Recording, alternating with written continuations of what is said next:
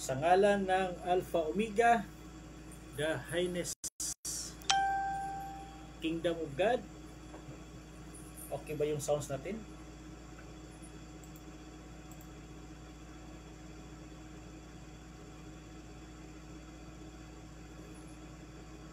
Wala bang sounds? Walang sounds? Hello, hello, hello.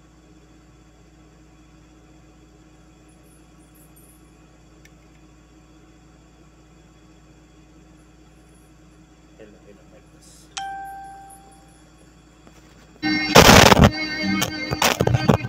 Then he created the sun and the stars, the land, the birds, the trees.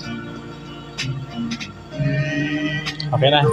Okay. That live in this world and taught them to live by His plan.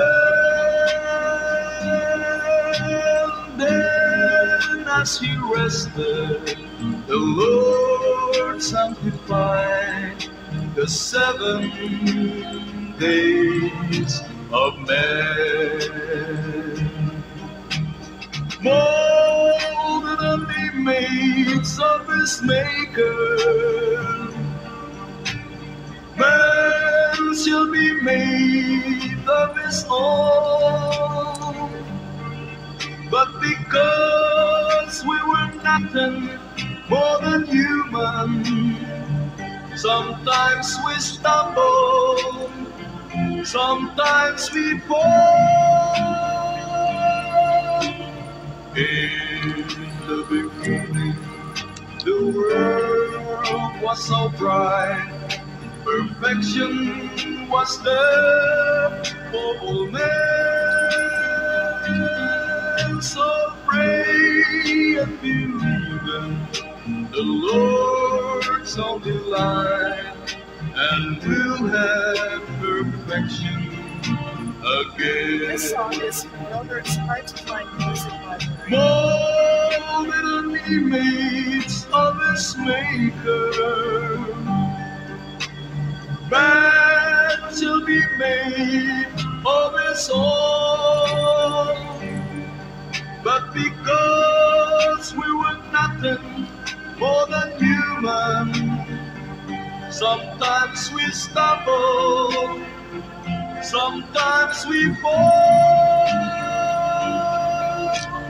In the beginning, the world was so bright, perfection was there for all men. So pray and believe in the Lord's only light, and we'll have perfection again.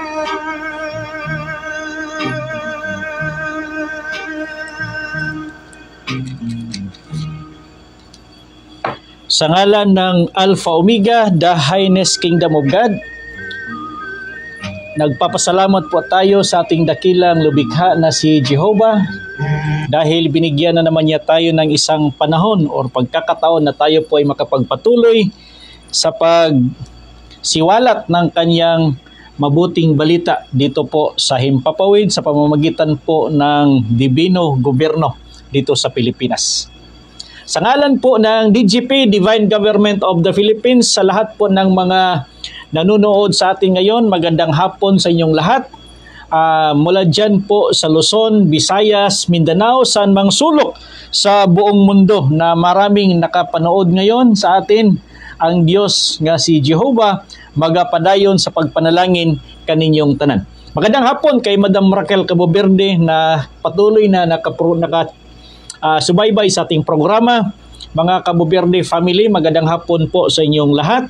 At magandang hapon din, lalong-lalo na kay Sister Jenny Torres dyan po sa Manila. Mga Torres family, dyan naman po sa Bukidnon, magandang hapon po sa inyong lahat. Kay Brother Jubert Torres. Dyan naman po sa NCR, kay Brother Larry Umak. Bro, magandang hapon. Magandang hapon at maraming salamat sa padayon nga pagsubaybay sa ito ang programa. No? At dyan naman po sa Surigao del Norte. Magandang hapon kay Brother John Juaniti.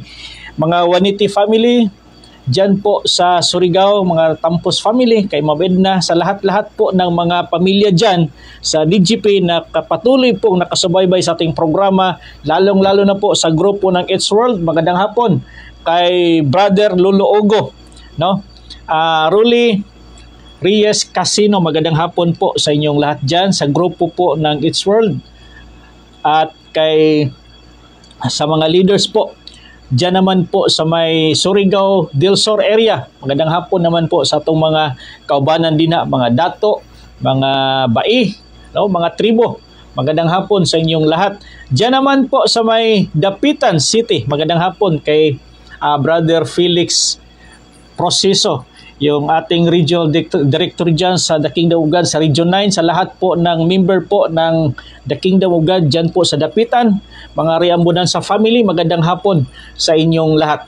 At magandang hapon naman po sa mga nanonood natin sa atin ngayon, magandang hapon sa kay Prince Alimar, dyan po sa may Surala, magandang hapon. Wing, ang Diyos magpanalangin sa inyong lahat dyan. Kay Princess, magandang hapon po sa inyong lahat. At lalong-lalo na po sa mga kasama natin dyan sa South, mga kay Brother, kay Watchman, Brother Frederick Berry, yung ating Watchman sa Council of Elders, magandang hapon po. Lalong-lalo na po kay Bae, yung tribal chieftain ng 16th clan dyan sa mga Blaan, dyan po sa General Santos City, at tumakbong pagka-mayor dyan po sa may General Santos City, magandang hapon kay Bae.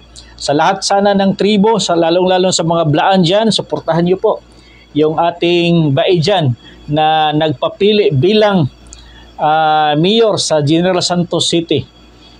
Siguro, baka panahon na siguro na mayroong tribo makaupo dyan sa awa or sa blessing, by the blessing of our Jehovah Father dyan po sa may lahat po ng mga kasamahan natin dyan sa Sarangani at sa South Cotabato. Magandang hapon sa kay Dato Hawanan, Dato Hawanan, magandang hapon dyan po sa may Maharlikan tribe. Okay, sa Bocas Grande, marami po makasamahan tayo dyan, nakasubaybay palagi sa ating programa patungkol po sa Dibino Gobyerno dito po sa Pilipinas. At marami-rami po tayong pag-uusapan, lalong-lalo na sa mga bagay na nangyayari po dito sa ating bansang Pilipinas. So pagpatuloy po natin, mga kaibigan, yung ating mga nasimulan ng mga nakaraang mga linggo, lalong-lalo na sa programa ng Dibino Gobyerno dito po sa Pilipinas. Maraming salamat po, kay Prince Alimar, dyan po sa may Surala, South Cotabato. Okay, advice lang kayo, kailan kayo makabalik dito.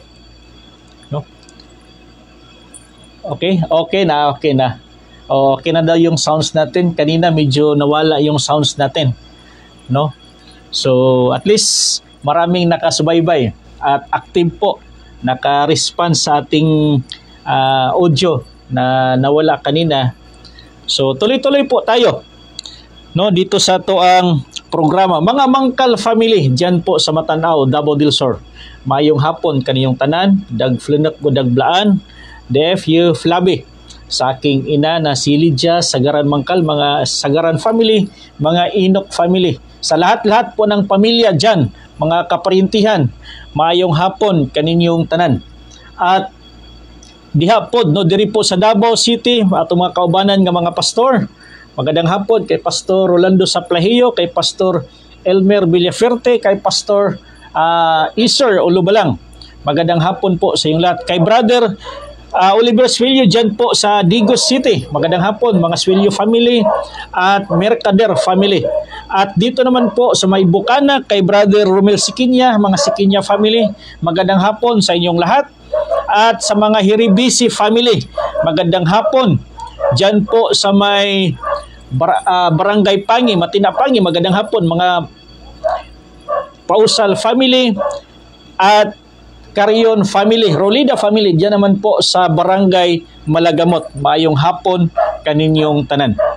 Okay, mga dumaog family usab diha sa may Barangay Mudyang at Samal Island, Garden City of Samal, mga dumaog family, magandang hapon sa inyong lahat dyan. Kay Jenesa Suwan, magandang hapon. At kay Brother Manolito Mahumok, dyan po sa NCR, bro, magandang hapon. At maraming salamat sa patuloy na pagsubaybay sa ating programa. At kay Brother, yung kasamahan po natin dyan sa NCR din na patuloy pong nakasubaybay sa ating programa, no, kay Brother Johnny Asibido, magandang hapon po sa inyong lahat dyan. Okay mga kapatid, tuloy-tuloy po tayo sa ating programa sa hapon na ito at marami po tayong tatalakayin, lalong-lalo na po sa gobyerno po ng Diyos na gusto po nating na mangyayari po dito sa bansang Pilipinas. Dahil ito na po yung panahon na talaga na yung kalooban ng Diyos magiging maipatupad dito sa bansang Pilipinas. Dahil po, yun po yung kagustuhan ng Diyos. Yun sana po yung kanyang itayo doon sa bansang Israel.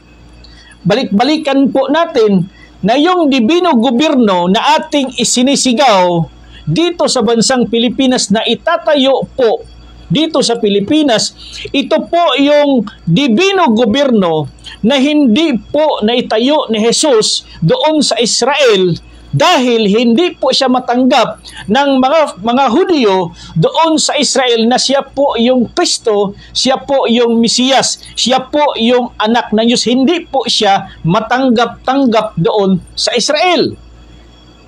Kaya ito po yung pinakamagandang opportunity sa Pilipinas dahil tayo po yung napili ng Diyos na kanyang paghaharian. Tayo po ang bansa na napili ng Diyos na kanyang paghaharian at dito po niya ipatutupad yung banal na gobyerno, dibino gobyerno sa bansang Pilipinas. Bakit natin palaging sinisigaw na mangyayari po yung dibino gobyerno dito sa Pilipinas? Dahil ito ngayon, yung sistema ng ating government ngayon. Mula po sa panahon ni Aguinaldo hanggang sa panahon po ngayon ng ating Pangulong si BBM, hindi pa po na-implement yung banal na gobyerno. Although itong Pilipinas ay kaharian ng Diyos at noong nakaraang linggo natalakay po natin na itong Pilipinas, mga kapatid, ay kaharian ng Diyos at doon po sa loob ng kaharian, nandyan pa yung mga mabuti, nandyan pa po sa loob yung mga masasama. Halo-halo pa po, hindi pa ganap na banal itong bansang Pilipinas. Kaya magiging banal itong bansang Pilipinas natin kapag yung banal na gobyerno ng Diyos may patupad dito sa bansang Pilipinas sa pamamagitan po ng saligang batas. Ito po yung pinakamagandang layunin. Ito po yung essence ng divine government of the Philippines. Na yung batas po ng Diyos maipatupad na dito sa bansang Pilipinas. Na kung saan ang magiging pangulo po natin alagad ng Diyos. Na yung magiging hari po ng bansang Pilipinas, hari na may takot sa Diyos at padala po ng Diyos. Hari na anak po ng Diyos, yung magiging hari ng bansang Pilipinas at magpatutupad sa batas ng Diyos. Yun po yung ating palaging sinisigaw dito po sa Himpapawid. Yun po yung palagi nating hinihintay na mangyayari na sana. Yung sinabi ni Jesus, Our Father who art in heaven, hallowed be thy name, thy kingdom come, here on earth as it is in heaven. Thy kingdom come here in the Philippines as it is in heaven. Na yung pagmulutan sa Diyos doon sa langit, magiging batas rin dito sa lupa. Yun po yung ating hinihintay ngayon.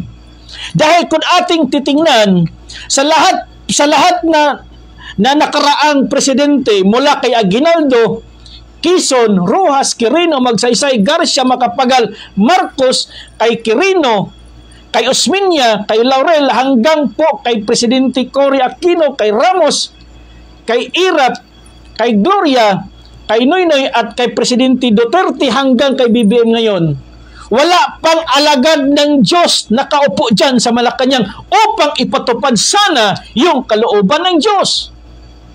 Yun po yung inihintay natin, na kung sana yung mga naging presidente po natin mula kay Aguinaldo hanggang ngayon kay BBM, alagad ng Diyos, sana itong ating bansang Pilipinas, matagal na itong nakahaon sa kahirapan. Matagal na sana tayong nag-enjoy sa prosperity according sa kalooban po ng Diyos.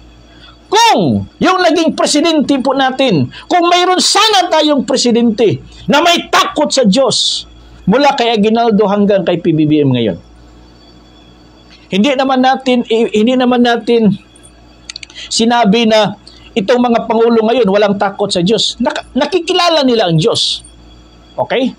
Sumasamba sila sa Diyos. Pero yung ibig kong sabihin, yung pangulong ipatupad yung kalooban ng Diyos. Yung magiging saligang batas, yung batas ng Diyos. Wala pa. Yun po yung palagi nating sinisigaw at hinihintay na po natin ngayon. At sana po sa panahong ito, ipatupad na po ng Diyos Ama yung kanyang kagustuhan at yung kanyang kalooban na itong bansang Pilipinas mayroong shifting of government from democratic to theocratic form of government na yung magpapatupad dyan, alagad po ng Diyos. Hindi po politiko, hindi po senado, hindi po congressman. Wala po sa kanilang programa ngayon ang dibido gobyerno. Nasa programa yan ng mga anak ng Diyos na yung kalooban ng Diyos magiging saligang batas ng bansang Pilipinas. Yan po yung ating matagal nang hinihintay at hinihiling sa ating mahal na Panginoong Diyos. Na matupad na sana. Dahil kingdom come sana dito sa Pilipinas. Yun po yung ating palaging sinisigaw. Na mangyayari na sana yung kalooban ng Diyos. Diyan po sa gobyerno. Tingnan po natin ngayon. Nalalapit na po yung halalan. Marami na po yung nagpapili. From senador down to municipal councilor. Kanya-kanyang programa, kanya-kanyang plataforma, kanya-kanyang estratehiya, kanya-kanyang sistema ng pamamaraan ng pangangampanya. Pero wala po ni isa sa kanila na mayroong programang ipatupad yung gobyerno ng Diyos. Sa lahat pong naging senador, marami ng pastor na naging senador, naging congressman, mayroon bang mga pastor ngayon na naging senador at congressman. Pero wala sa kanila ang naggawa ng batas na yung batas ng Diyos. I-integrate sana sa saligang batas, wala pa sa kanila. Mayroon sigurong congressman gumawa ng batas.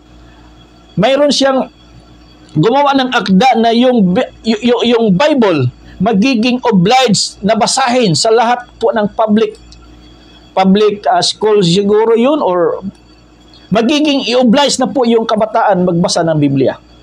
Yun lang. The rest dyan, wala na. Wala na, mga kapatid. Wala na. Dahil iniisip nila, kapag i-integrate yung batas ng Diyos sa saligang batas natin, iniisip nila na mayroong batas na separation ng church and state. Yun po yung iniisip nila.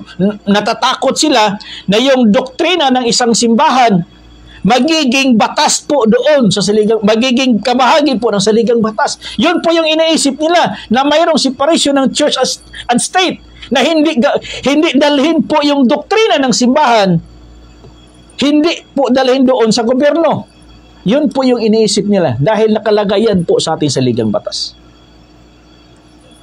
Pero mga kapatid, maniwala kayo sa hindi pwedeng i-separate yung batas ng Diyos sa state. Hindi pwedeng i-separate yung kalooban ng Diyos sa ating batas, saligang batas, hindi pwede i-separate.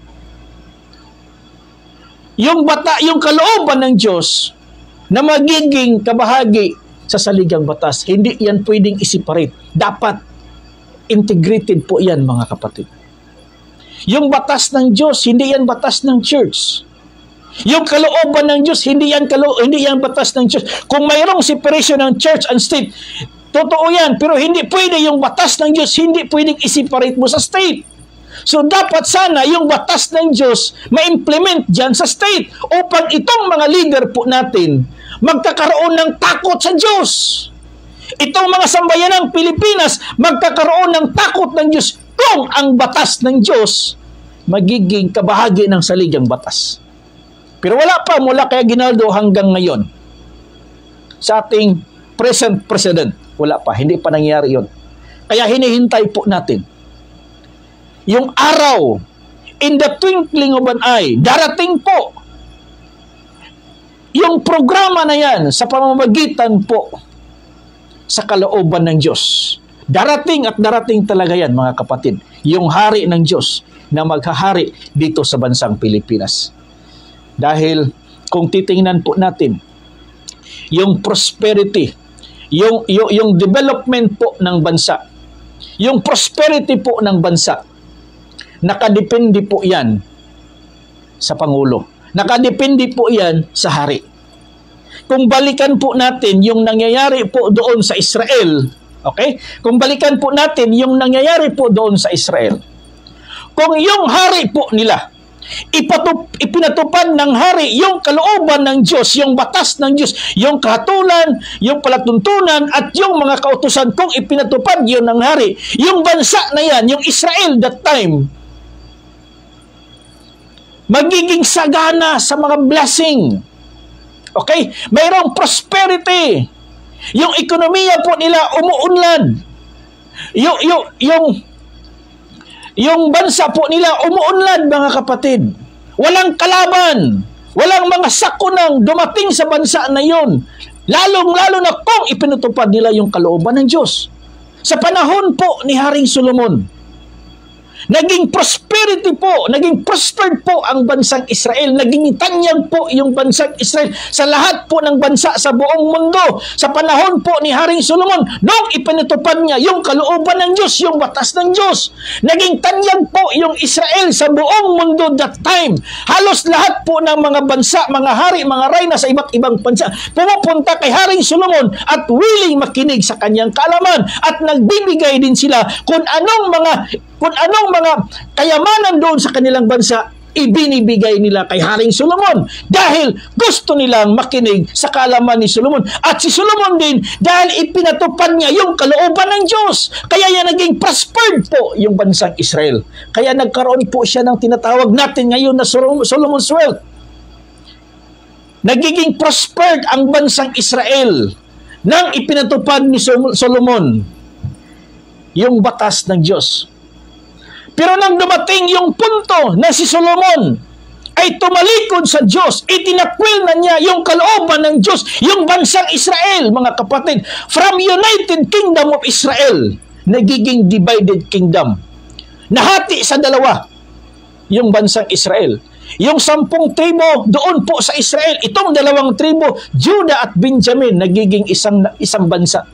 At yung bansa na yun, yung tinatawag na Southern Kingdom, yung Judah. At yung 10 tribes, yung tinatawag na Northern Kingdom, yun po yung Israel. Yung kanilang capital city ay Samaria. Itong 2 tribes na si Judah at Benjamin, yung kanilang capital city ay Jerusalem. Nung nagkasala si Solomon, nahati yung kaharian na yun. Yung blessing ng Diyos umalis. Nawala yung blessing hanggat nagpuli-puli yung mga hari that time, mula kay Haring Rehoboam hanggang papunta kay Sidekias. Yung bansang Huda, nakaranas po ng matinding salot, ng matinding sakit, ng matinding mga kahirapan. Sinusulong na sila ng kanilang mga kaaway, at lalong-lalo na po ng bansang Israel. Nakaranas po sila ng maraming mga sakuna, ng mga pandemya, maraming kalamatay that time, mga kapatid, sa kanilang panahon, nung sila'y tumalikod sa kalooban ng Diyos. Kaya yung kasaganaan ng isang bansa, nakadepende sa Pangulo, nakadepende sa hari. Kung yung hari ay tutupad sa kalooban ng Diyos, yung bansa na kanyang paghaharian, ay magiging sagana. Dito sa Pilipinas, yung pag-prosper, pag-unlad ng ating bansang Pilipinas, maniwala kayo sa hindi, itong pag-unlad, ang kaunlaran ng bansang Pilipinas, ang kaunlaran ng ekonomiya sa bansang Pilipinas ay nakadepende sa Pangulo. Nakadepende yan kung yung Pangulo may takot sa Diyos. Kung ang Pangulo, ang leader natin sa bansa, lalong-lalo na kahit na dito sa munisipyo, kahit dito po sa syudad, kung yung mayor, yung governor, yung mga city mayor may takot sa Diyos, i-bless po ng Diyos yung lungsod, yung syudad, yung probinsya na yan. Lalong-lalo na kung ang Pangulo may takot sa Diyos. Uunlad yung bansa. Ano yung ibig sabihin ng kaunlaran? Mayroong prosperity, mayroong protection. Walang salot na darating sa bansa. Walang kahit anumang bagyong lindol darating sa bansa na yan kapag yung Diyos maghahari sa bansa. Pero ngayon, sa ating experience dito sa Pilipinas, maraming naghihirap. Maraming mga sakuna dumarating sa ating bansa. Maraming mga earthquakes, maraming mga malalaking bagyo nakahilera na po, mga kapatid. At marami pa ang darating na mga magiging tapighatian ng sambayanang Pilipino. Dahil yung ating bansa, hindi pa ipinatupad yung banal na kalooban po ng Diyos. Kaya hinihintay po natin sa Pilipinas. Kaya ito po yung sinisigaw natin, na itong Pilipinas, kaharian ng Diyos, hinihintay po natin yung hari ng Diyos na maghahari at tutupad sa kalooban ng Diyos dito sa bansang Pilipinas. Yun na sana po panahon ni Jesus that time. Sa Israel, gusto niyang i-redeem yung gobyerno ng Diyos nung panahon ni Solomon at ni David. I-redeem sana ni Jesus, kaya lang hindi nangyari. Ganon po dito sa ating bansang Pilipinas. Gusto natin itong Pilipinas tuloy-tuloy po yung kanyang prosperity, yung kanyang maging mahawas sa kalisod. Okay? Mahawas sa kalisod ang mga Filipino. Implement po natin yung gobyerno ng Diyos. Implement po natin yung batas ng Diyos. Yan po mga kapatid yung solusyon. Magandang hapon kay Brother Joy Paiso Fernandez dyan po sa may Pangasinan. Mga taga Pangasinan, magandang hapon po sa inyo dyan. Kay Pastor Fernand Mangkal, magandang hapon. At kay Ako'y Pilipino, magandang hapon.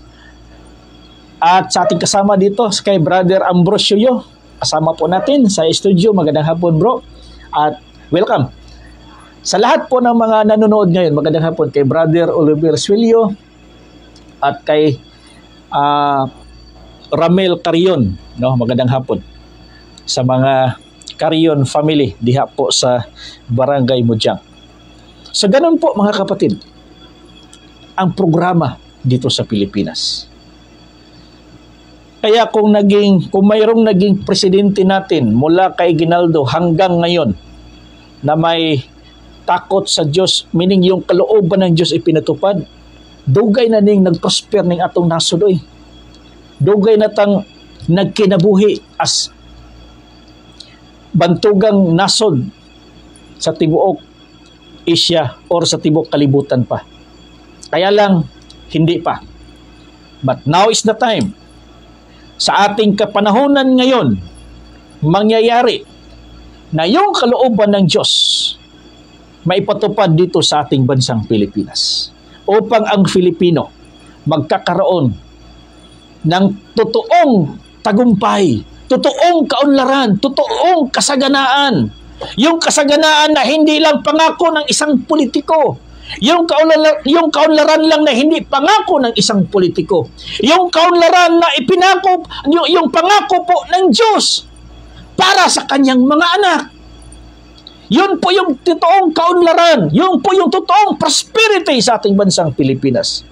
So yung prosperity natin, nakadepende po yan kung sinong nakaupo na leader, yung head of the state po natin. Kaya ngayon, yung ating mahal na Pangulo, maraming bumabatikos kaliwat kanan ng mga batikos, mayroong negative, mayroong namang positive. Mga kapatid, hintayin lang natin. Kung hindi man sa kanilang kapanahunan noon, mula kay Aguinaldo hanggang ngayon, kung hindi man sa ilang kapanahunan na makaranas po yung Pilipinas ng totoong kasaganaan, darating yung panahon, sa panahon na po ng anak ng Diyos na maghahari dito sa bansang Pilipinas. Kaya yan po yung matagal nating hinihintay. At malapit-lapit na po yan, mga kapatid. Malapit-lapit na po yan. Kaya tayo mga Filipino, kunting tiis lang, kunting sakripisyo lang muna. Lalong-lalo na sa kapanahunan ngayon, maraming mga trials, okay? Maraming mga pinagdadaanan yung mga Filipino. Hintayin lang natin yung totoong magbibigay sa atin ng pag-asa. Dahil yan po yung ating hinintay. Our divine hope, mga kapatid. Divine government of the Philippines. Kaya nga, kapag may patupad na po yung divino gobyerno sa Pilipinas, aangat lahat ang antas ng buhay ng mga Filipino. Aangat yung kanilang ekonomiya. Aangat po yung kanilang health. Aangat po yung kanilang physical and mental, lalong-lalo po sa spiritual. Financial, aangat lahat po, mga kapatid. Kapag yung batas na po ng Diyos magiging saligang batas na po ng bansang Pilipinas. Yun po yung ating hinihintay palagi. Kagaya po sa panahon po ni Haring David. Sa panahon po ni Haring David, nung hindi pa siya naging hari doon, nung si Saul pa yung naging hari sa Israel. Nung si Saul pa yung naging hari sa Israel, nung kapanahonan pa niya si Saul, yung sinusunod pa niya yung kalooban ng Diyos. Nagiging prospered po yung Israel that time sa panahon ni Saul, nung siya'y sumunod pa sa kalooban ng Diyos. Pero nang si Saul po, mga kapatid, sumalungat sa kalooban ng Diyos sa pamamagitan po sa pagsuway ng kanyang utos, ang Diyos ay nagalit. Ang Diyos po ay nagalit kay Haring Saul. Kaya nga sinabi ni Samuel, obedience is better than sacrifice. Obedience is better than sacrifice. Ang pagsunod mas maayo pa sa paghalad. Kaya kung sinunod po ni Saul yung utos ng Diyos, si Saul sana manatiling hari na ayon sa kalooban ng Diyos. Pero hindi niya sinunod yung kalooban ng Diyos. Kaya kinuha yung kaharian. Gigisi, hinati kumbaga, nagisi yung kaharian sa kanya. Pero hinihintay lang po ng Diyos yung si Saul makatapos siyang termino na 40 years. Habang si Saul ay naging hari pa, si David ay nakareserve bilang anointed king next to Haring Saul. So yung pagpili kay David na magiging hari, si Saul hari pa that time, pero si David nakareserve na para magiging hari. Kumbaga, pag matapos ng termino ni Saul, papalit talaga si David. Dahil siya na po yung nakareserve na hari para ipatupad yung kalooban ng Diyos. Dito sa Pilipinas, mayroon bang nakaupo ngayon na Pangulo? Mayroon bang nakaupo ngayon na presidente sa ating bansa? Mga leaders, mayroon namang existing leaders ng ating bansa. Pero mayroon na pong nakareserve. Habang sila po ay nandyan pa sa posisyon nila, mayroon na pong nakareserve na mamumuno sa bansang Pilipinas, anak po ng Diyos. Nakareserve po yan. Naghintay lang po ng tamang panahon. Naghintay lang po ng tamang pagkakataon po ayon sa kalooban po ng Diyos. Sama po kay David. Naghintay lang po si David ng tamang panahon, ng tamang oras na siya'y uupo doon kapalit ni Saul. Kaya habang si Saul po yung hari, si David naglingkod sa harapan po ni Saul. Nagiging sundalo si David, Nagiging warrior po si David sa panahon ni Saul. Pero siya na po yung naka-reserve na king that time. Upang ma-redeem po. Upang ma-redeem. Ma-implement muli yung batas ng Diyos sa bansang Israel nang hindi po na ipatupad na ni Saul that time. Upang manumbalik po yung kasaganaan sa bansang Israel that time. Kaya sa panahon ni Saul, ni Saul, mga kapatid, halos marami po silang bansang kaaway, halos lupigon sila sa mga nasod, lalong-lalo na po dong Philistine that time. Si David, nung siya po ay nagpapastor ng kanyang mga karnero, pinatawag po siya ni Samuel upang pahiran ng langis dahil siya po yung napili ng ama na kapalit ni Saul. Pero si David that time, batang-bata pa si David at the age of 18. Okay? 18 years old si David, naka-reserve na siya bilang hari doon po sa Israel. Kaya nga, doon po sa Galatians, sinabi doon sa chapter 4, habang bata pa yung tagapagmana, yung katong mga piniyalan, sila pa po ang nagdumala. Bisan siya ang anak nga manununod, pero kay bata pa siya, gihulat sa Diyos ang takdang panahon nga mohingkod siya. Aron siya manununod sa gingharian. Si David, samtang bata pa siya, naghulat siya sa right time nga ihatag sa Diyos ang kaniyang trono sa edad niya nga 30. So ganun po, mga kapatid. Gusto lang bakit ko binanggit si Saul at saka si David? Dahil ang point ko doon, gusto ng Diyos ibalik yung kanyang batas, ipatupad sa bansang Israel sa pamamagitan po ng hari dahil nasipyat, nagkamali si Saul, hindi niya na ipatupad yung kalooban ng Diyos sa kanyang termino.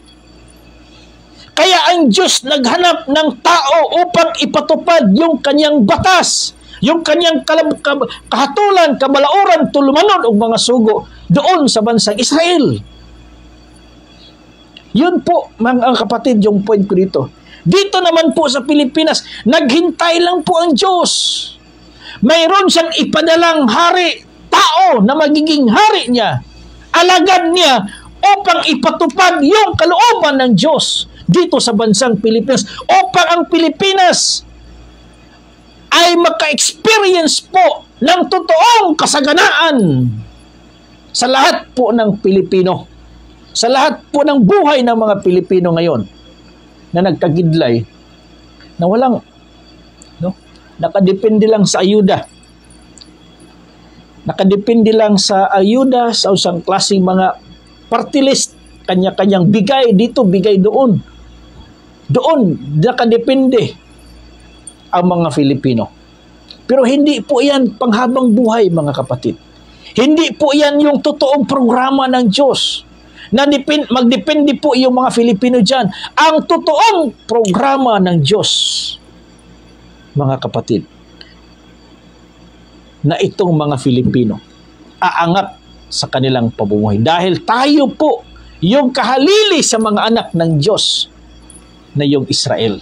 Tayo po yung bansa na pinili. Kaya nga sinasabi niya dito, Psalms 33 verse 12, mapalad ang bansa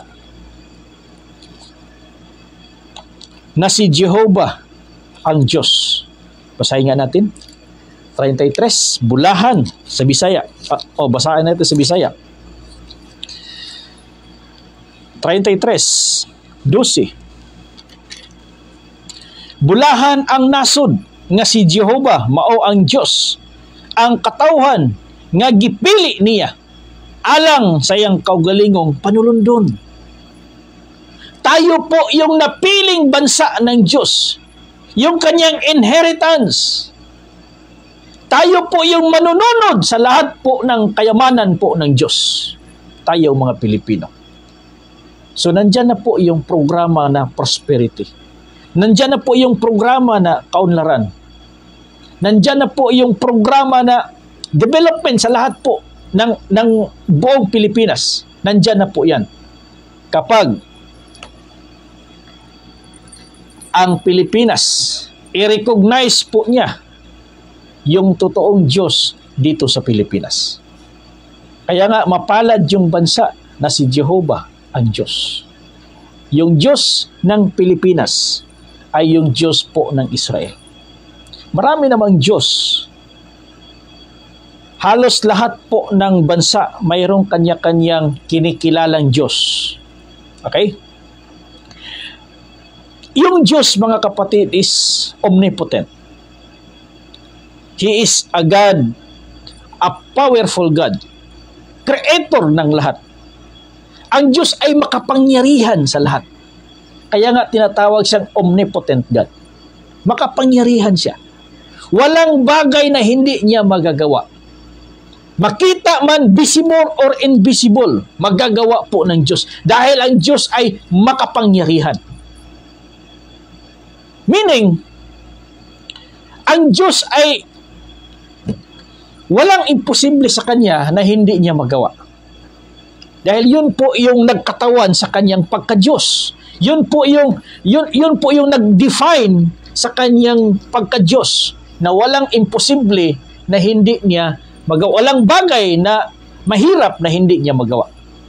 Kaya man niya mag-create og langit og yuta.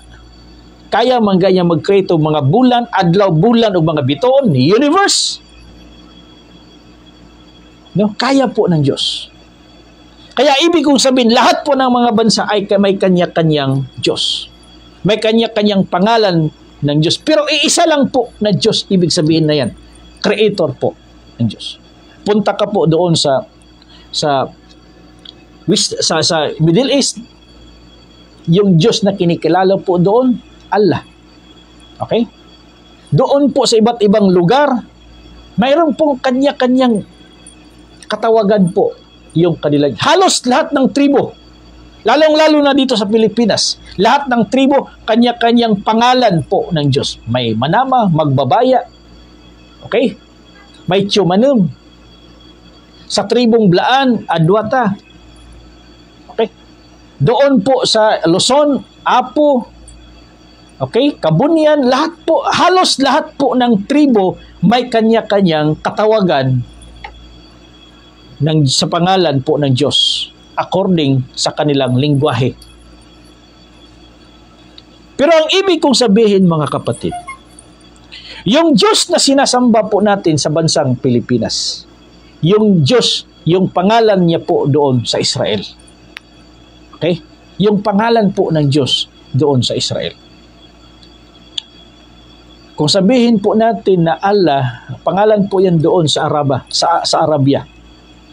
Pangalan po ng Diyos doon sa Arabia. Sa Israel po. At doon naman po sa Israel, hindi Jesus po yung pangalan po ng Diyos sa Israel. Kaya nga yung sinasamba natin sa Pilipinas, sinasabi po dito, Isaiah 24:15. Okay? Luwalhatiin niyo ang Diyos sa Israel doon sa mga pulo ng dagat.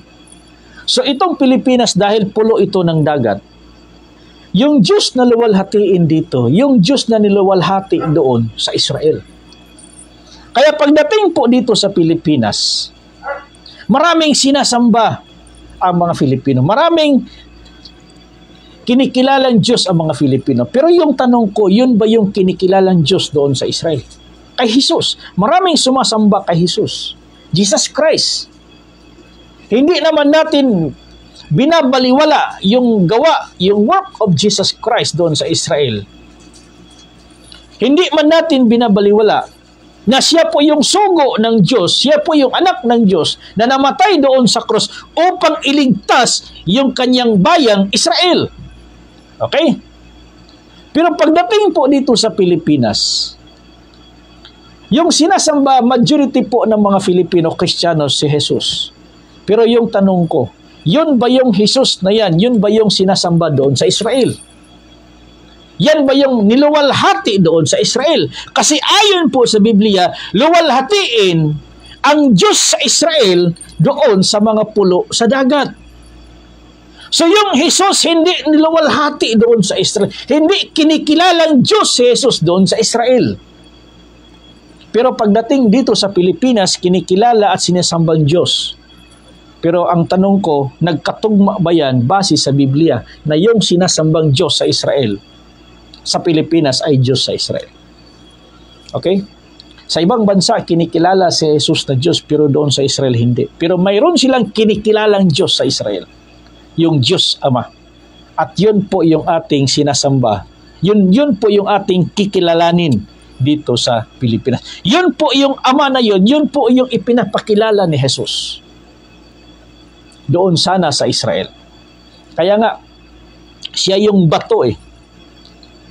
Yung Diyos na itinakwil doon sa Israel, yun po yung bato. Hindi po yung si Jesus, yung bato na itinakwil. Dahil bago pa itinakwil si Jesus, matagal nang itinakwil ng bansang Israel ang Diyos na makapangyarihan doon sa kanilang bansa. Bago pa nangaral si Jesus ng kaharian ng Diyos, doon sa kapanahonan po nila ni Herodes, noon sa kapanahonan po nila ni Caesar that time sa Babylonian Empire, bago pa si Jesus nangangaral ng kaharian ng Diyos, matagal nang itinakwil ng bansang Israel ang Diyos na makapangyarihan, yung Creator doon sa kanilang bansa na si Jehovah. Matagal na po nilang itinakwil.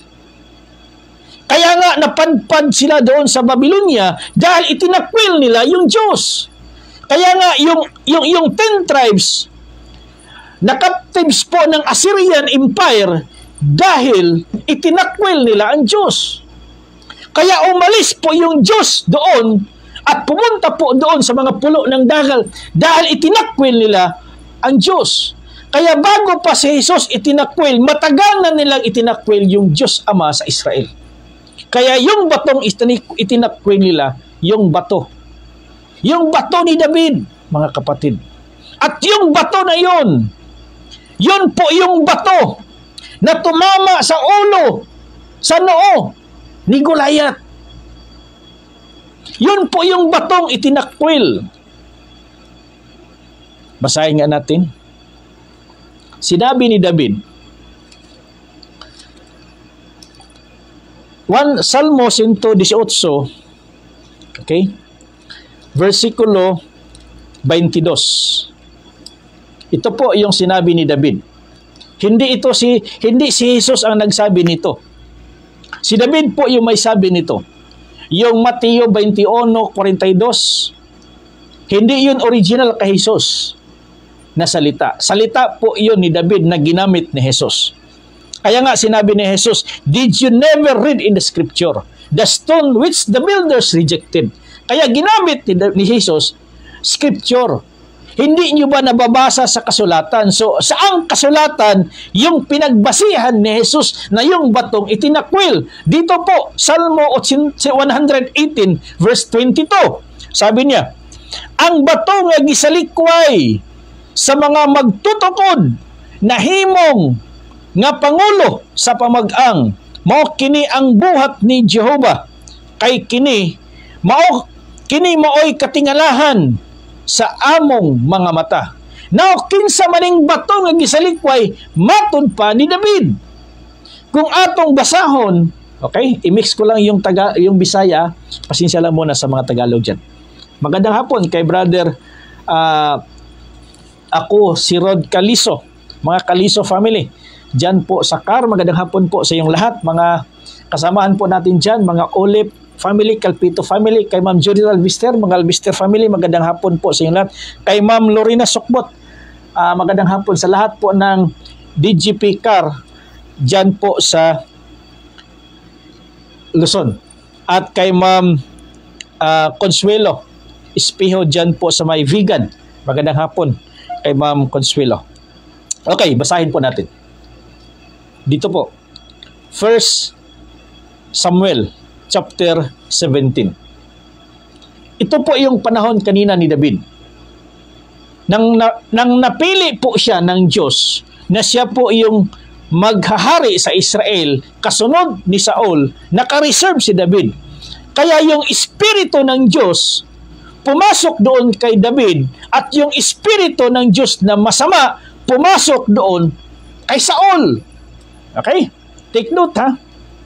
Yung anointing ng Diyos doon kay Saul, kinuha, inilipat doon kay David dahil si David na yung anointed one to be king. Yung espiritu naman na masama galing sa Diyos, iniligay doon kay David. Kay Saul. Saul, sorry. Yung espiritu ng Diyos, yung anointing doon kay Saul, kinuha ng Diyos at inilipat kay David. Yung espiritu na masama, inilagay ng Diyos doon kay Saul. Yun po mga kapatid. Meaning, kapag lumabas o balis na pala yung espiritu, yung anointing ng Diyos, dyan sa hari na yan, papalitan niya ng espiritu ng kasamaan. Saan galing? Galing din sa Diyos. Okay. Ito po yung sinabi ni David. Nung sila'y nagkaharap ni Goliath, sabi niya, ako'y pumarito. Basahin ko sa Bisaya, sa Tagalog. Para natin. 1 Samuel, chapter 17. Sinabi ni Goliath kay David, sabi niya, ako ba ay aso? Bakit ka nagdala ng patpat? Okay? Pamalo. Sabi ni nang magkagayoy, sinabi ni David sa Filisteo, ikaw ay naparito sa akin na may tabak at may malaking sibat at may kalasag, ngunit ako'y napaparito laban sa iyo sa pangalan ng Panginoon, ng mga hukbo, ng Diyos, ng mga kawal ng Israel na inyong hinahamon. Sa araw na ito, ay ibibigay ka ng Panginoon sa aking kamay at sasaktan kita at pupugutin ko ang ulo mo at ibibigay ko ang mga bangkay sa hukbo ng mga Filisteo sa mga ibon na sa himpapawid sa araw na ito at sa mababangis na hayop sa lupa upang malaman ng buong lupa na may Diyos sa Israel. 47. At upang malaman ng buong kapisanang ito na hindi nagliligtas ang Panginoon sa pamamagitan ng tabak at o sibat, sapagkat ang pagbabakang ito ay sa Panginoon at ibibigay niya kayo sa aming kamay. At nangyari nang bumangon ang Filisteo at sumulong at lumapit upang salubungin si David, na si David ay nagbabadali at tumakbo sa dako ng kawal upang salubungin ang Filisteo. At isinuot ni David ang kaniyang kamay sa kaniyang supot at kumuha roon ng isang bato na inilagpos at tinamaan ang Filisteo sa kaniyang noo at napasubsob sa lupa. At sinabi niya, at sa gayoy, nanaig si David sa Filisteo sa pamamagitan ng panghilagpos at sa isang bato, at sinaktan ang Filisteo at pinatay niya, at ngunit wala siyang tabak sa kamay ni David. So yung espada ni Goliath mooy giputol ni David sa iyang ulo. Kaya ingon si David, karong adlaw ipakita ko kanimo nga may Diyos sa Israel, nga imong gihagit ang imong mga lawas, ihatag sa Diyos kanamo og ipakaon namo sa langgam sa kalangitan og sa mga mabangis nga mananap. Og ang imong ulo akong putlon. Ako nakig-away kanimo dili pinaagi sa sungkod, dili pinaagi sa bangkaw, apan ako makig-away kanimo sa ngalan ni Jehovah, ang Diyos sa Israel. Pildi si Goliath na igo sa bato. Bato ang gigamit ni David. Bato. O kinsa man ang bato. Okay? Ang bato,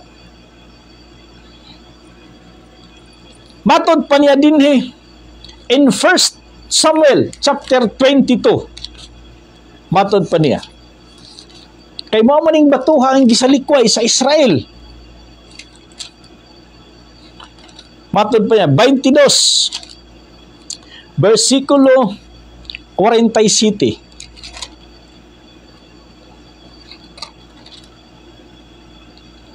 No?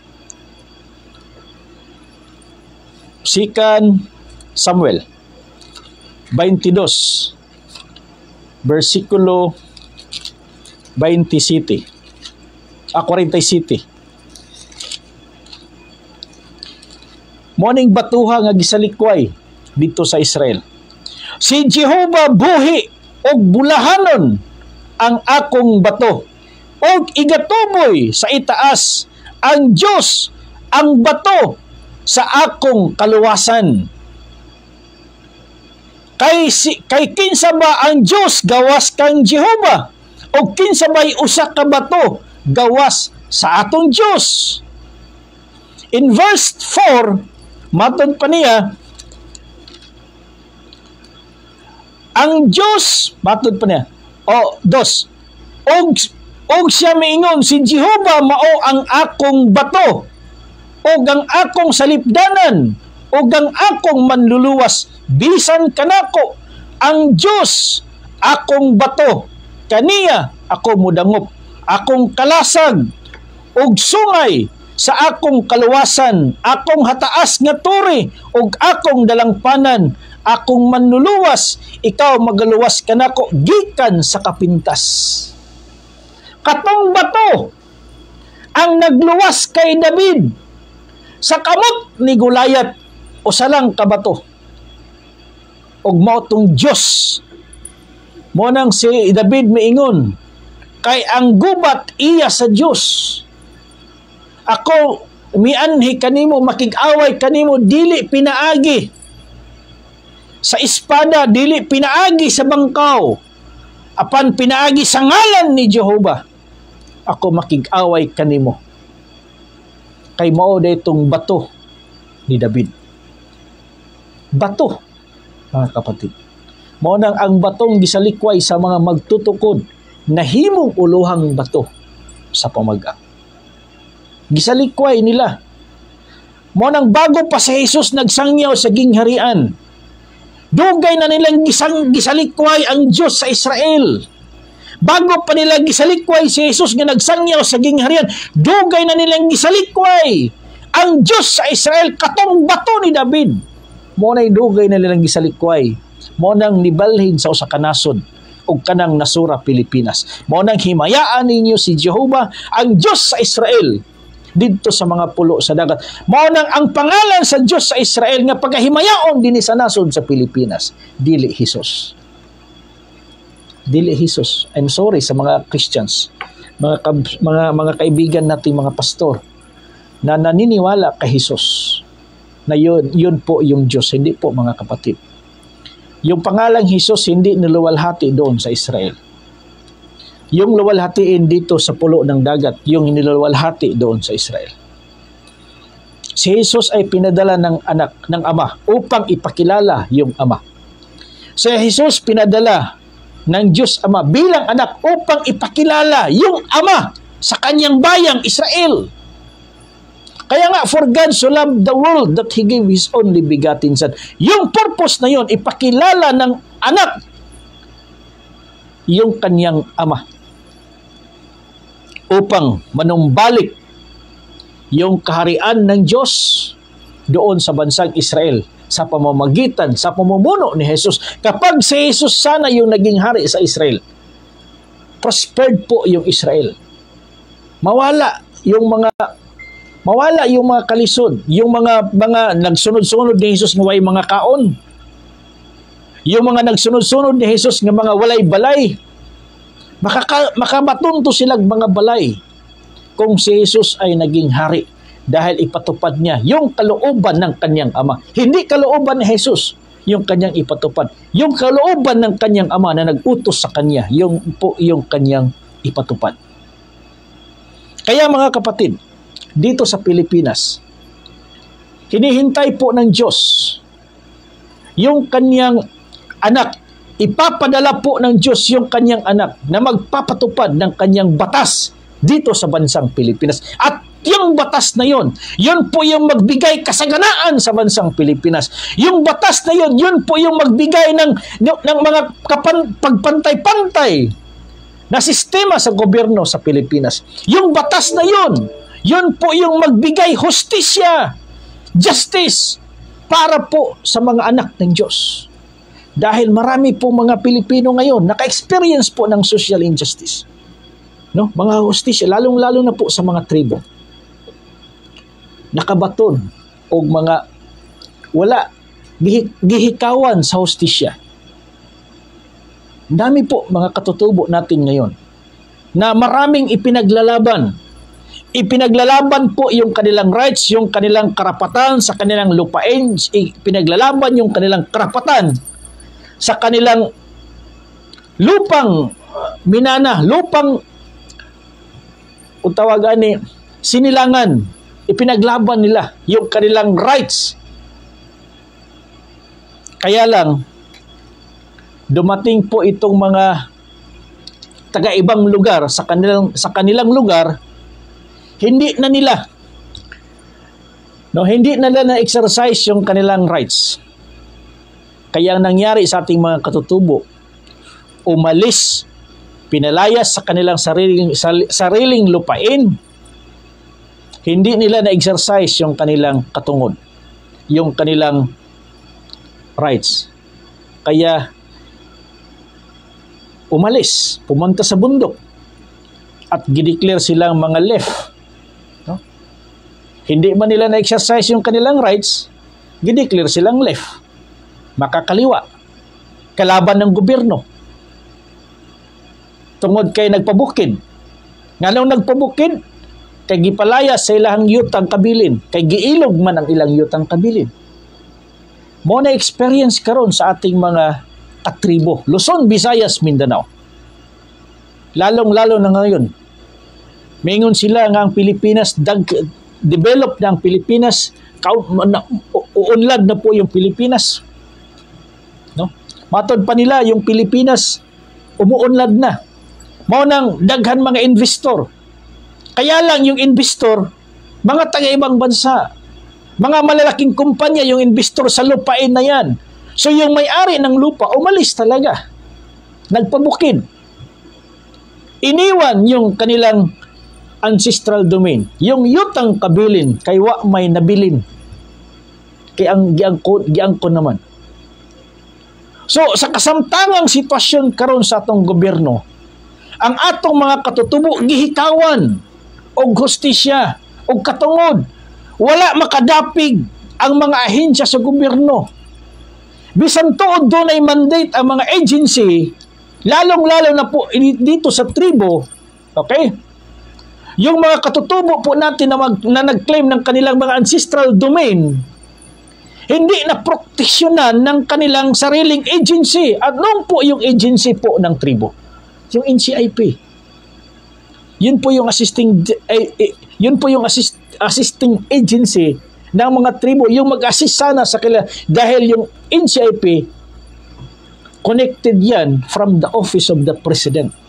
Yung boses ng presidente para sa tribo, idaan doon sa kanila sa NCIP upang proteksyonan yung rights of the tribes o ng mga katutubo. Kaya lang hindi po na-exercise yun. Hindi po yun na-experience po ng mga tribo, yung pinaka-lowest po na mga katutubo. Hindi po nila na-experience yun. Gihikawan sila hustisya. Bakit po? Yung nakaupo din doon na gigunitan man po. Kaya mga kapatid, mga katutubo po natin, Luzon, Visayas, Mindanao, yung lahat po ng tribo sa Pilipinas, darating po yung totoong hari ng Diyos. Darating po yung totoong hari ng Diyos, yung magbibigay sa atin ng totoong hustisya, totoong kasaganan, totoong kagawasan. Okay? Tinuod na kagawasan, tinuod na katagbawan, tinuod na pagpantay, tinuod na pag-atiman sa gobyerno nga walay pinalabi. Kulatong nato na nga gobyerno, mo na gobyerno sa Diyos nga mahitabo dinhi sa nasod sa Pilipinas, dili gobyerno nga gipatuman ni ining mga katawhan karon, ni ining mga naglingkod karon sa posisyon. Dili ka ng gobyerno ha, ang atong gihulat. Dili ka ng gobyerno ha, sistema sa gobyerno ang atong gipangandoy hangtod sa kahangturan. Ang atong gipangandoy nga gobyerno katong pagbulotan sa Dios, katong kabubuton sa Dios sa langit, ipatuman na dinhi sa lupa. Muna'y gobyerno nga atong gihulat aron ang tanang mga Filipino, lumad ka man, tribo ka man, unsa man imong rasa, unsa man imong kagikan, basta naa ka sa nasod sa Pilipinas, makatagamtam ka og pantay-pantay og hustisya nga kaangayan sa pag-atiman sa gobyerno o kanang gobyerno ha. Gobyerno ka na sa Diyos. Mao lang grabing pag-antos sa mga lumad, sa mga tribo. Nagpabukid na lang puntaw ng uban. Okay? No? Yung mga katutubo po natin, lalong-lalo na po, no, nung nakaraang linggo, nakaraang mga araw, mayroong grupo doon sa Surigao, yung grupo po ni Dato Adlaw, dinakip po sila. Although hindi man po natin kinukonsente yung kanilang ginagawa na pagpadlak dahil may kumbaga violation man gyud to, di magito angay nilang himuon. Pero yung ipinaglalaban nila, yung batas ng tribo, totoo po yun mga kapatid. Totoo po yun. Yung kanilang programa na gobyerno, customary law, gobyerno sa Diyos, gobyerno, balaod nga wala masulat. Tinuod na nga programa. Pero katong ilang gihimo sa pagpamadlak, mo pa to'y dili pa to dapat nilang himuon, kapatid. Pero yung kanilang ipinaglalaban na ancestral domain, tinuod na. Okay? Tinuod na. Pero kaya lang, no one is above the law sa balaod sa nasod sa Pilipinas. Bisan paggamito natong ipralo, dili gid siya pud mulabaw sa balaod sa estado. Okay? Di siya mulabaw. Pero pag abot sa gobyerno sa Dios, mas mulabaw pa siya sa balaod sa estado o balaod sa tribo. Kay kanang gobyerno sa Dios, mo na imong patuman sa kabubuton sa Dios. Dinhi sa langit, dinhi sa yuta. Muna mga kapatid, munang antos-antos lang, no? Yung ating mga katutubo dyan, mga kapatid natin. Yung grupo po ni Dato Adlaw sa Federal Tribal of Government of the Philippines, totoo sana yung pinaglalaban ng yung sinasabi nila na bugos. Totoo po yung programa ng Federal Tribal Government of the Philippines. Kung nakikita sana nila, integration po yan ng mga tribo, na yung batas na ipatupad dyan, batas ng ipralo. Kaya lang, hindi na po panahon yan. Dahil yung totoong batas na ipatupad natin, hindi lang batas ng tribo, batas po ng Diyos. Mas mataas yung batas ng Diyos kaysa batas ng tribo. Dahil yung batas ng tribo, sinasabi nila, ito po yung batas ng Diyos. Pero ipatupad natin, totoo, yung batas ng Diyos upang yung lahat ng tribo magkaroon ng pantay-pantay na kasaganaan. Dahil tayo po yung tagapagmana ng kaharian ng Diyos. Tayong Pilipino. Kaya nga nung nakarang Sunday, palagi kong sinasabi na itong Pilipinas, ito po yung ancestral domain. Dahil itong Pilipinas, kaharian ng Diyos, ito po yung ancestral domain. Ito po yung lupa ng mga anak ng Diyos. Lupain ito ng mga anak ng Diyos. Kaya sa mga katutubo po natin dyan, Luzon, Visayas, Mindanao, dito sa Mindanao, maraming mga grupo ng tribo na ipinaglalaban po yung kanilang ancestral domain. Totoo yan. Pero itong Pilipinas, maniwala kayo hindi sa akin, ito po yung ancestral. Buong Pilipinas, Luzon, Visayas, Mindanao, Sabah at saka Spratly, ancestral domain ito ng mga anak ng Diyos. Dahil tayo po yung totoong mga anak ng Diyos. Kaya mga kapatid, huwag mawalan ng pag-asa, huwag mawawalan ng tiwala sa Diyos. Ayaw mo kawalag paglaom sa Diyos. Dunay tinuod nga pagbabago nga moabot sa Pilipinas. kining mga programa sa mga politiko. Muraranig karsada. No? Ang programa sa mga politiko muraranig karsada. Mas budugay pa gani yung karsada eh. Ang ato mga highways, kung kinsa mulingkod nga congressman or governor, i-renovate. Ay, bisag dili pa kayo, guba ang highway, gubaon kay simintuho na pod, kay dunay budget. So, mag-usap-usap ang mayor or congressman or mulingkod diha sa kada nga lugar, no, buldoso na pod ang mga siminto oran para baguhon na pod. Ingon ana ang programa nga ginasaad sa mga politiko. Ingon ana ang mga programa ginasaad sa atong mga kandidato. Mga gipili nga naglingkod karon sa gobyerno. Mao nang mahuman sila og turno, mahuman sila sa ilang posisyon, sa ilang termino, mawala na pud ilang programa. Moingon na pud to nga undi ko ninyo pabalikon nga mudaog pagka mayor, wala na ginto, no? Di na ginto mapalayon ta kong programa. Dunay uban nga nabalaka nga di na daw sila makaadto sa hospital sa laing lugar kay libre dito gikan sa laing lugar kay ang ilang congressman ni pirma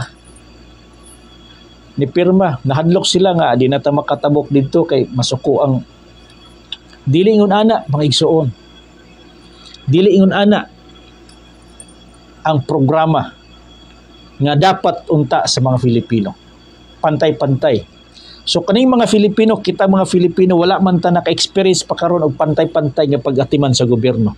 Pag-amuma sa gobyerno, hulaton nato ang tinuod nga programa sa Dios, ang dibino gobyerno nga tukuron niya dinhi sa nasod sa Pilipinas. Kaya mga kapatid, maraming salamat sa tanan nga nakig-unong niining atong programa sa Divine Government of the Philippines. Hindi man tayo, wala man ta nagkinahanglan o daghan nga mga viewers, no? Many are chosen, okay? Pero many are called but few are chosen. Like sa panahon po ni Noe, daghan gisangyawa ni Noe pero at the end 8 ray nakasakay sa arka. So ganun po mga kapatid sa ating programa. Hindi man tayo naghangad na maraming gusto sana natin maraming makarinig sa ating programa Luzon, Visayas, Mindanao sa mga sulok sa mundo. Pero kumbaga gipadala lang sa Dios, gipili lang ni sa Dios kinsay mo tune-in sa atong programa aron makasabot kay pinili naman ni daan sa Dios kun kinsay iyang ibilin dinhi sa Pilipinas. Og napili na pud sa Dios kinsay palayason sa Pilipinas. Og napili na pud sa Dios kinsay mga wala sa Pilipinas. Kay daghan naglakaw-lakaw sa kalibutan. Ngaway kalibutan sa panghitabo sa kalibutan karon. Mao nang mga wala na lang sa kalibutan, ngaway kalibutan nga kining Pilipinas di ay gingharian sa Dios. Mga wala na lang sa kalibutan, ngaway kalibutan, tabunan og kalibutan. Ingon ana mga kapatid, mo nang pinili na sa Dios, gipili na lang sa Dios karon. Kung kinsay magpabilin, kinsay ibilin sa Dios o kinsay palayason sa Dios sa Pilipinas. Kay moabot unya ang panahon, ang mga anak sa gingharian pag-aabugon didto sa gawa. Mo nang salamat kayo sa tanan nga mga tribo Luzon, Visayas, Mindanao. Ito po yung ating panawagan. Sana po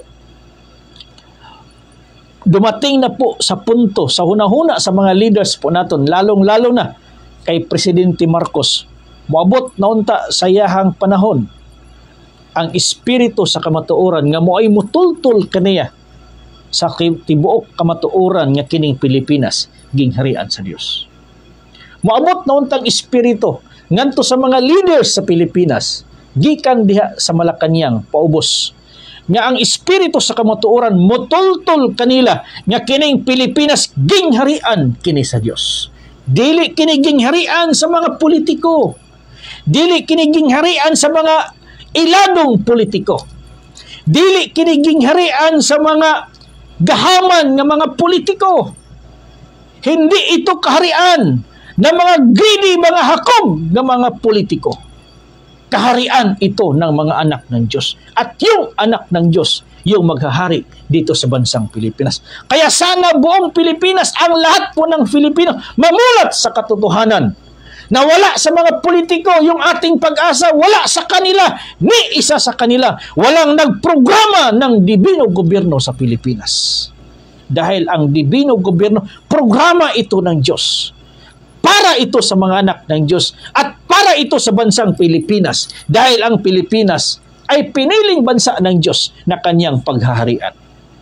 Kaya wag tayong manatili, natakutin lang tayo ng mga tumakbong mga sa posisyon nilang karon. Kung titingnan po natin, nagkagubot na ang atong social media. Nagkagubot na. Left and right. Opposition, administration, nagkalaban na. Kanya-kanya ng batuhan ng mga issues. Kanya-kanya ng batuhan ng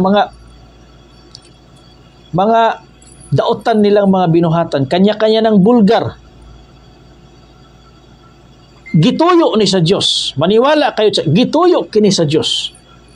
Aron mahalungkat tanan yung lahat ng mga nangyayari sa Pilipinas na hindi maganda dahil part ito ng paglilinis ng Diyos sa ating bansa. Dahil darating talaga, maniwala kayo sa hindi, darating talaga. Kaya nga nagsilabasan ng kayo yung mga spiritual leaders. Yung mga spiritual mga leaders, yung spiritual na mga sugo, yung mga may mga kanya-kanyang mga buluhaton, gipagawas na sa Diyos. Kanya-kanyang spiritual groups karon, Luzon, Visayas, Mindanao, lalong-lalo na dito sa Mindanao. Marami na mga spiritual organization ngayon, nagsilabasan na. Dahil ito na po yung panahon, dahil pilion po sa Diyos. Asa nining mga grupuha ang nagsulti sa tinuod o makapahimaya sa Diyos. Yun po yung ating hinihintay. Yun po yung hinahanap ng Diyos. Yung grupong andam mohimaya kaniya. Dahil yan po mga kapatid, yung gusto ng Diyos na yung kanyang pangalan ay luwalhatiin. Hindi pangalan ni founder, hindi pangalan ni Papa, hindi pangalan ni Mama, hindi pangalan po ng kahit sinong leader dyan yung luwalhatiin. Pangalan po ng Diyos na may likha ng langit at lupa, siya po yung ating pupurihin. Siya po yung ating luwalhatian. At yung pangalan na yan, as far as divine government is concerned, yung pangalan na ibinigay na luwalhatiin, Jehovah. Sa mga maniwala at sa mga hindi maniwala, walang problema. Pero para po sa DGP, maniwala kahit sa hindi, yung pangalan ng Diyos na iluwalhatiin, Jehovah po yung pangalan. Kung mayroon man dyan nagsabi na Jesus or Yahweh, no problem. Luwalhatiin mo. Himaya. Walang question dyan. Himaya. Daiga. Simbaha. Dahil ang Diyos, hindi man lang isa yung Diyos. Hindi isa lang yung pangalan Diyos. Kaya nga, doon sa India, si Adwaita Siddhartha, King Gautama Adwaita Siddhartha, isa po sa pangalan po ng Diyos. Doon. Sa India.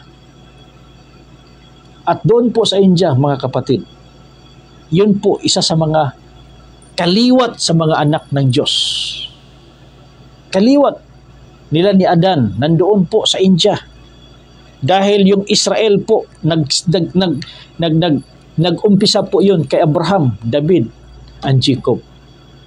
Pero the rest po dyan, mula po kay Abraham pataas, yung halos po ng iba, halos po, napadpad po doon sa Africa, sa India, at sa ibang sulok po ng mundo. Kaya lang yung Biblia nakafocus sa bansang Israel. Yung sentro po ng istorya ng Biblia, Israel. Pero hindi ibig sabihin na wala na pong istorya doon sa iba't ibang bansa. Wala na istorya po doon sa mga Arab countries, yung sa sa European country, mayroon pa silang sugilanon ilaha. Hindi ibig sabihin na Israel lang.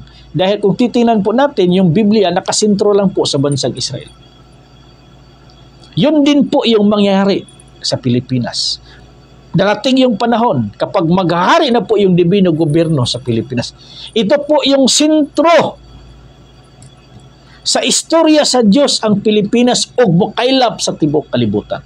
Kaya nga magiging modelo ang Pilipinas sa divino gobyerno. Ang Pilipinas magiging empire nation sa buong mundo, not because of war but because of divine government. Kaya blessed are the nations, blessed is the Philippines, whose God is Jehovah. Dahil panulundon ito ng Diyos ang Pilipinas.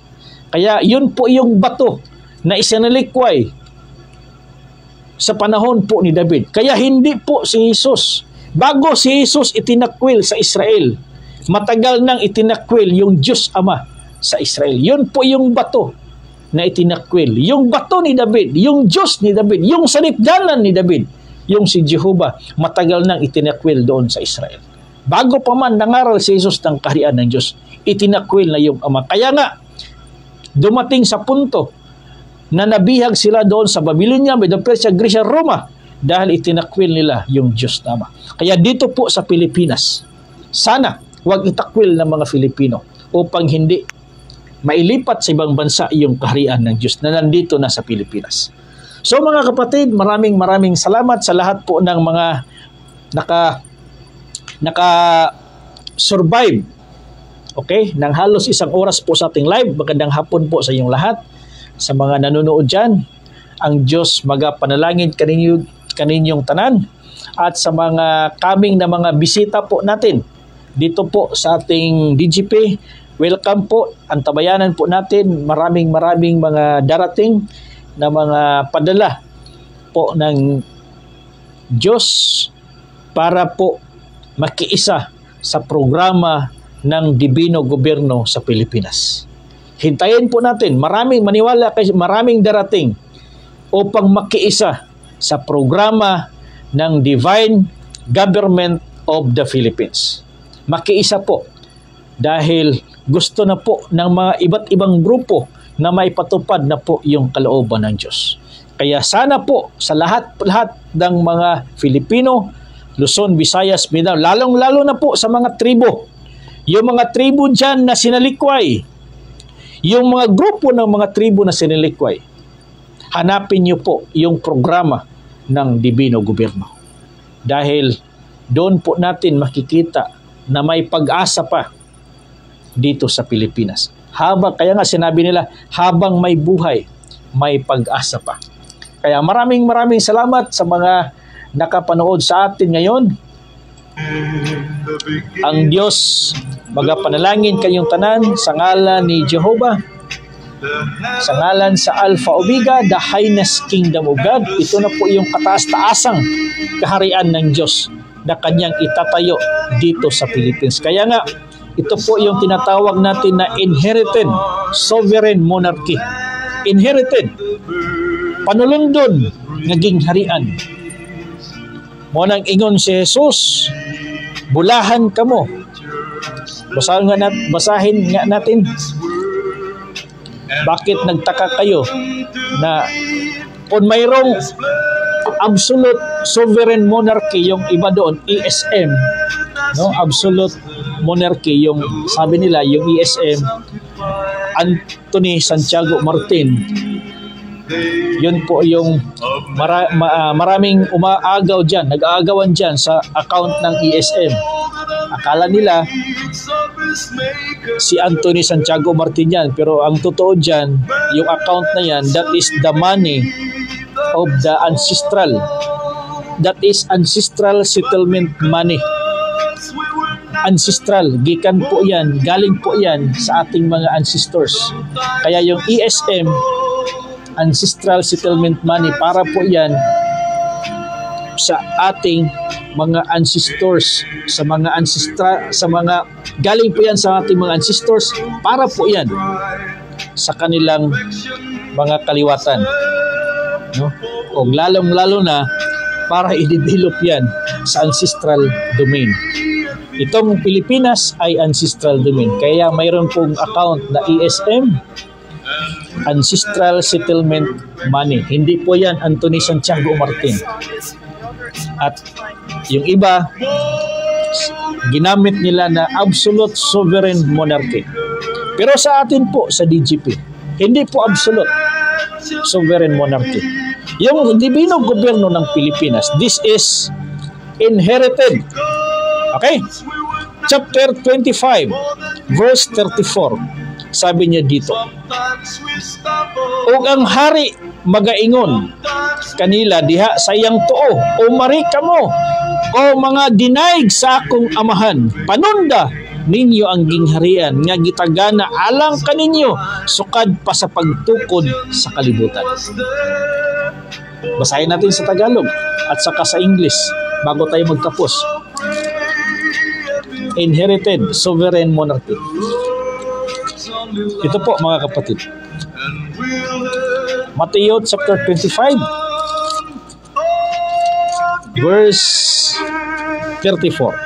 Sabi niya, "Kung magkagayoy, sasabihin ng hari sa nasa kaniyang kanan, magsiparito kayo, mga pinagpala ng aking ama. Manahin ninyo ang kahariang nakahanda sa inyo buhat ng itatag ang sanglibutan. Then shall the king say unto them on the right hand, Come, ye blessed of my father, inherit the kingdom prepared for you from the foundation of the world."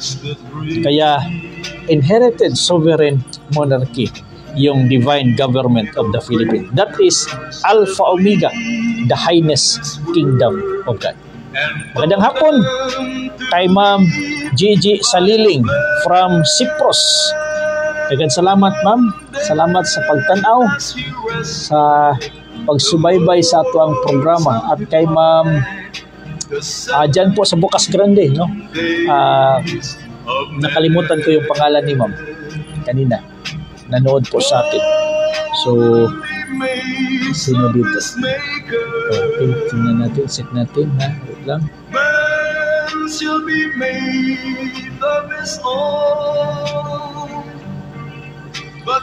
So, ganun po mga kapatid.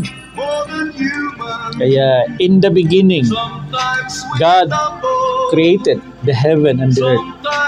Perfect po yung creation po ng Diyos. Kaya ibalik po natin ang Pilipinas from the beginning of history. Meaning, yung bansa na ayon sa kalooban ng Diyos, yung design ng bansa ayon sa kalooban ng Diyos. Kaya itong Pilipinas, since time immemorial, nasa puso na po ito ng Diyos na kanyang pinili na magiging kaharian niya. Ito po yung Alpha noon. Ito naman ngayon ang Omega. Kaya mapalad po yung tagapagmana ng kaharian ng Diyos. Pilipino, ikaw at ako, tayo po yung tagapagmana sa kaharian ng Diyos. So maraming salamat kay Brother John Juaniti dyan po sa Surigao at sa mga kasamahan mo dyan, no, sa grupo po ng It's World at dyan po sa Maharlika Nation o sa Bukas Grande. Magandang hapon po sa mga tribo, mga bae, mga dato na nakasubaybay diya sa itong programa. Sana moabot sa una-una sa itong mga tribal leaders nga ang tinuod nga balaod nga ipatuman, dili lang balaod sa tribo, dili lang balaod sa Ipralo yung atong ipatuman, balaod sa Diyos ang atong ipatuman. Kay bisa ng Ipralo under ilalom siya sa balaod sa Diyos. Katong yung balaod sa Diyos, dili balaod nga gusto pinili lang ang patumanon o pinili pod o kinsay ingon sa mga balaod. So God bless ang Diyos. Magapanalangin ka natong tanan o sa inyo ang tanan din nga nagatanaw, no? Mag-iingat po tayo kay Sister Jenny Torres, kay Brother Larry Umac, kay Brother Caliso. Ang Diyos magapanalangin kanyo diya. Kay Madam Raquel Cabo Verde, daghang salamat. Kay ako'y Pilipino, magandang hapon. Kay Brother Oliver Spilio, magandang hapon din. At kay Brother Joy Paiso Fernandez dyan po sa may Pangasinan. Kay Ma'am Badet Bidasua dyan po sa Middle East. Kay Brother Rolando Gossi dyan naman po sa Hawaii. Magandang hapon po sa mga kasamahan natin dyan sa Amerika. Marami pong mga mga kasamahan natin dyan, lalong-lalo na po sa grupo po ni Dr. Hilario Camino Moncado, yung Filipino Federation of America, dyan po sa Amerika, sa Hawaii, at dyan po sa Los Angeles, California. Maraming po mga followers po ni Dr. Hilario Camino Moncado. So, balang araw, God willing po, makabalik yung mga Filipino dito sa Pilipinas pagdating po ng Dibino Gobyerno. Dahil yung lahat po ng mga mata ay makakakita sa pagpahayag na po sa anak ng tao na magiging takapagmana, takapagpatupad ng gobyerno ng Diyos. So God bless po, God bless sa ating tanan. Sometimes we stumble.